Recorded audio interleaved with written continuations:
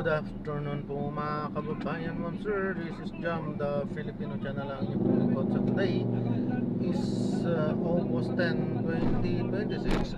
Tayo ngayon ay papunta yan sa may Olivares General Hospital sa may Dr. Arcadio Santos Avenue, Sucat, Parañaque. At dadalhin po natin yan sa may Quirino Avenue sa may Tambo, Parañaque po yan. Okay, so magbabalik po tayo mamaya konti pag nakakuha na po natin sa disclaimer po.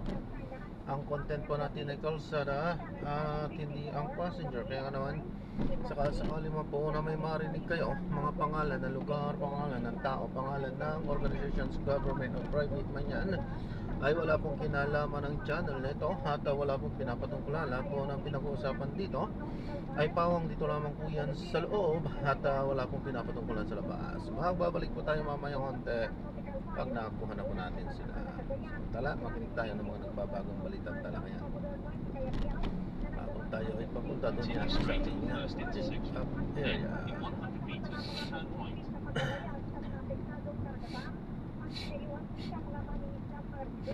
In 70 meters, turn right, then in 40 meters, turn right.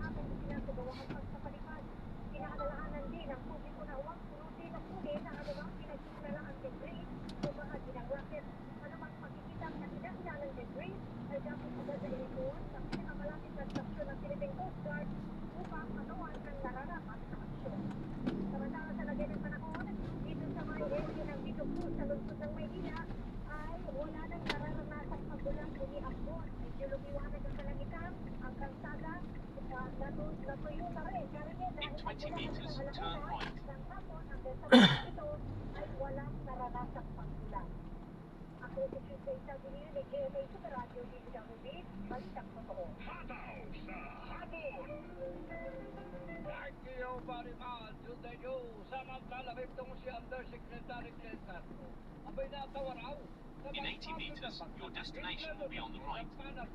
Panawagan sa Defense Secretary Gibon Teodoro.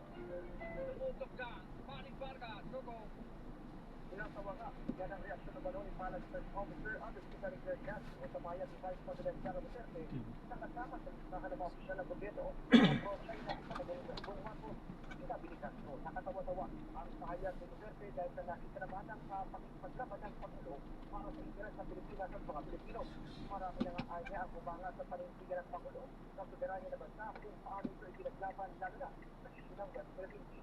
Dagdag pa ni Castro, wala namang pinakita pangalan sa Secretary Teodoro tungkol sa dapat pagbibigay ng mga hindi pabor sa Pilipinas ang misyon ng WPS. Kaya anya nakapagtataka na pumalat sila Vice President Duterte at sa Palitia at sa Vice President Representative Paulo Duterte. Marahil anya ay natumpok nila kahit hindi pinapangalanan kaya umalpa. Samantala lagi na panahon dito sa ibahagi ng Quezon sa pinulat natin sa may Timog area, walang mga pagulan bagamat napakapulitin yung karne at may mga pagbuktong iyon ng hangin. Ako si Manny Vargas sa GMA Super Radio Hataw sa hapon! Head southwest, then in 50 meters, your destination will be on the right. Marcos, sinatasan ng Department of Health, nagapan ng posibleng pagdami ng kaso ng leptospirosis ngayong madalas ang pagkunan at pagbaha. Tuesday News, sa detalye. Go! Inabasang ni Pangulong Ferdinand Marcos Jr. ang Department of Health na maging maaga laban sa posibleng pagdami ng mga sakit, partikular ng leptospirosis, bunsod ng walang tigil na pagkulan at pagbaha. Sinabi ni Palace Press Officer at Secretary Pick up po Olivares General Hospital, dito yun ano? Yes, sir. Ang alin sa tubig at sapon, matapos lumusong o matikim sa baha. Ininos naman ang mga nalusong Ay. o mga lumusong sa baha. Iskara, boss. Charles, hindi po. Anong pangalan po? Iskara. Charles Justin.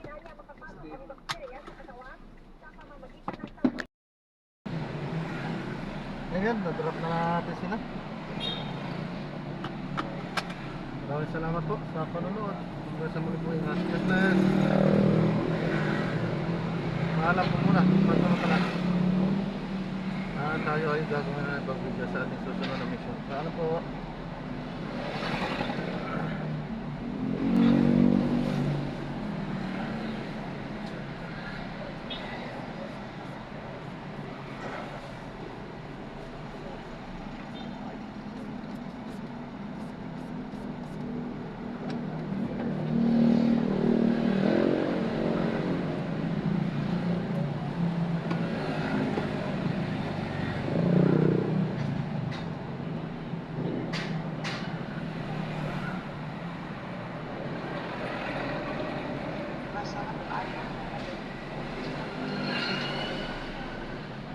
Hello?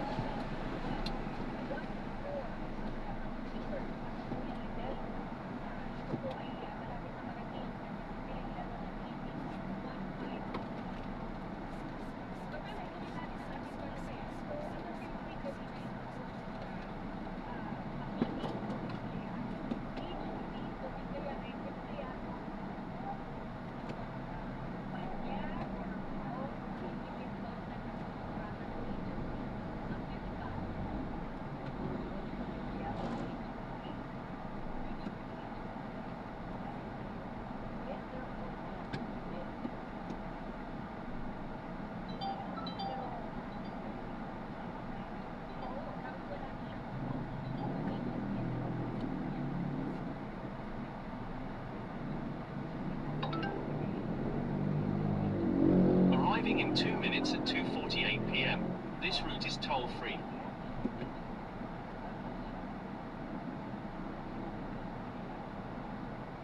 Passenger is sharing their location.